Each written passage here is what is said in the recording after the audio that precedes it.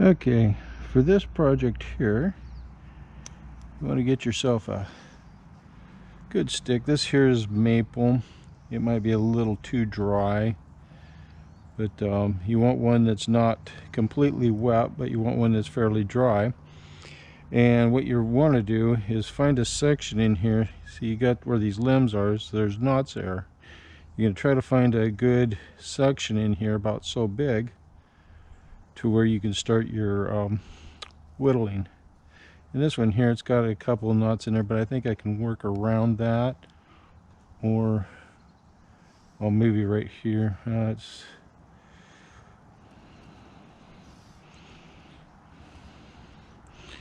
Yeah, I'll work right here. So what you want to do is you want to take this outer bark off, and right down here on this end here, you want to taper it. It's a little dry. Hopefully I can get this to do what I want it to do.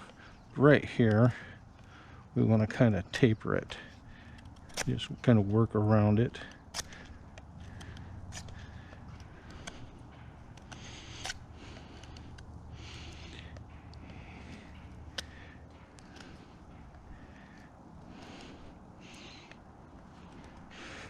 Now that I got it kind of worked right there, hopefully I can break it right there. Okay. Now that I got that there done, now I won't be able to work any farther above these knots right here. So I'm just gonna take this outer bark off of here.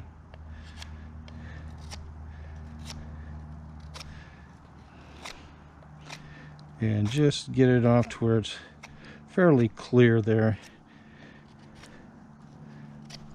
I don't want any of this. At least not a whole lot of it. I don't mind a little bit. Okay, so now taper that down a little bit more.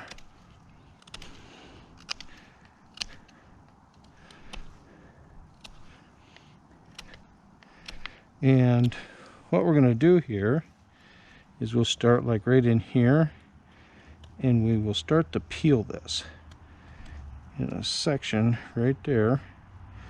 We'll get down to about right there, and then we'll turn it and we'll do the same thing over again.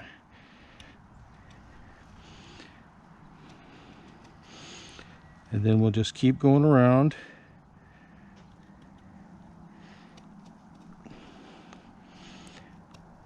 And work that all the way around. And try to keep them consistently, yeah, that there's a perfect size. And just keep rolling this thing over. And as you do this, you'll see where your next spot you're going to go, because it's kind of flat here. There's a ridge right here, so you want that in the center of your next go around there. And if it messes up a little bit, that's okay, but until you come all the way around. And what you're doing is you're doing this around and around. You'll just continue and continue until I have this one over here, which I've almost completed, and you will have it like this.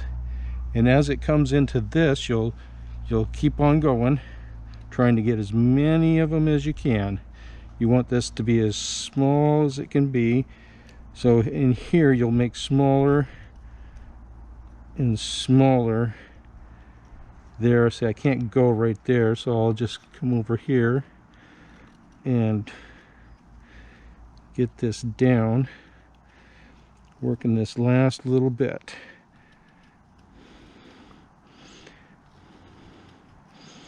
And at some point, this is just going to be too small to work. Like right in there, it's almost there. If I can get it. Okay, then what you do is you twist it. And what you have is a wooden flower. And then you can drill this bottom here and put it on a wire, and you can keep doing these, and you'll eventually have a whole bouquet of these. And these things will last for a long time. So that is a craft that's not too hard to do, as long as you don't mind using a pocket knife. And if you do this, make sure you get one with a good wide thing there, because you got to put some pressure with your thumb. Make sure it has a good blade. So that there is one project. Now this project here is a very simple project, and this here's a magazine from 1970 about Long John Latham's Treasure World. And I remember seeing these at the grocery store in a magazine rack. You know, they had this, they had some different treasure ones, but the best part about them was the graphics on the front here. I mean, here you have an old ship, you got gold coins, barracudas, garden. It just made you wonder, you know, what could be in here. And then, you know, it was the stories. Unfound loot of gangster John Dillinger. I mean, how can you resist that?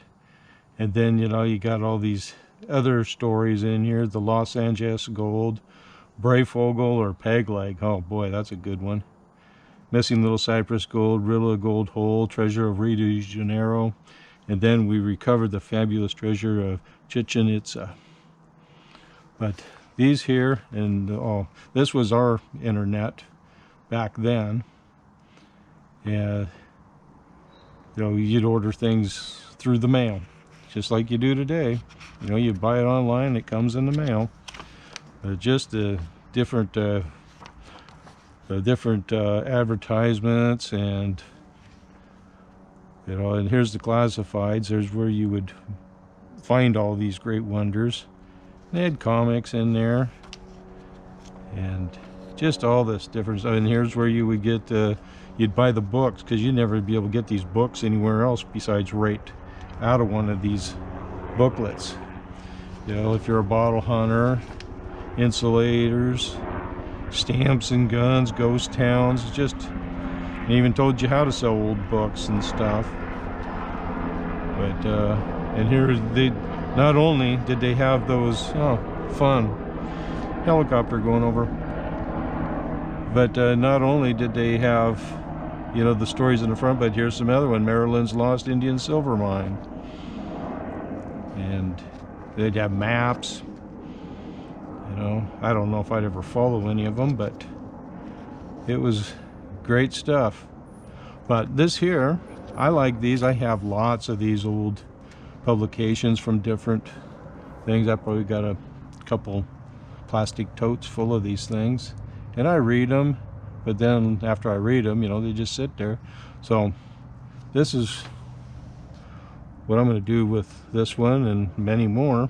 Is I went to Walmart and I got this here. It's a matted to an 8x10. That's about what the size of that magazine is. But and these here are pretty simple. They don't cost very much. I mean, this here frame and everything, I don't even think I spent $3. And they're pretty simple to use. You just take the glass out. Then you have, let me set that over here. Then you have this paper, and here's your matting. I think I'm going to put this in behind there this way, and then this on top. And then we'll take this here. We will just set it right there. Try to get it there as best as possible. Keep all the dirt out of there. And then we'll take the glass and this here just pops right back in. That's what I like about these. And there you have it. You can hang that on your wall and stare at them and wonder. And these publications, you can get these online. I think I saw on eBay. You know, you get 25 of these or 2 dozen of them for about 25 bucks. So that's not bad. And not only you get to rate them, then you can use them for artwork or whatever. But that was a couple of crafts to do in this time while we can't do much of anything. So, well, hope you enjoyed, and maybe it'll give you an idea to do something with some of your old publications. All right.